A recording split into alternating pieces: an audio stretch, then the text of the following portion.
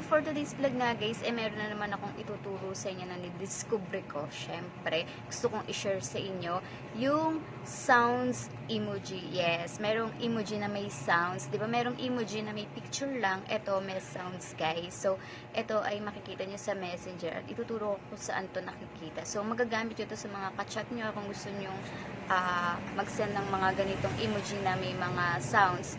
Ito po, panoorin nyo po yung tutorial na ginawa ko. Hi mga kauni, for today's vlog nga guys, meron na naman akong bagong ituturo sa inyo. Yes, meron na naman ako natuklasan na isang tricks dito kay Messenger. Yes, magagamit nyo to kapag nagchat-chat kayo sa mga friends nyo. Ito yung emoji with sounds. Yes, meron po tayo niyan guys. Ipapakita ko yan. Punta tayo sa ating Messenger. At dyan sa Messenger, pindutin nyo lang yung may icon na smiley dyan. Ayan. And then, scroll up nyo lang yan. Dito sa may taas, merong mga emoji. Scroll nyo. May makikita kayo ditong parang sounds. Ayan. Click nyo lang yan. Ayan. Ito yung emoji with sounds, guys.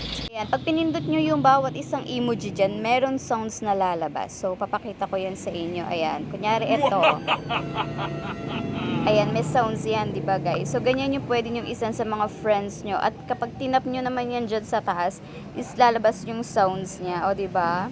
Ayan, example din. Lahat yan guys, pinindot mo is merong sounds. Depende yan. Ito yung utot.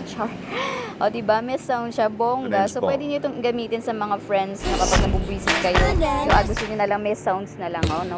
Parang tamad lang. No? Ayan, yung basketball. Parang volleyball. Ito yung monkey. Marshall, ayun guys, lahat yan ay may sounds. Diba, yung emoji na ginagamit natin minsan is picture lang. Ayan, ito, pag tinap mo yan guys dyan, is magsa-sound yan. Kaya kapag tinap yan ng mga friends nyo at susunod nyo sa kanila yan, may lalabas na sounds. O diba, ang bongga.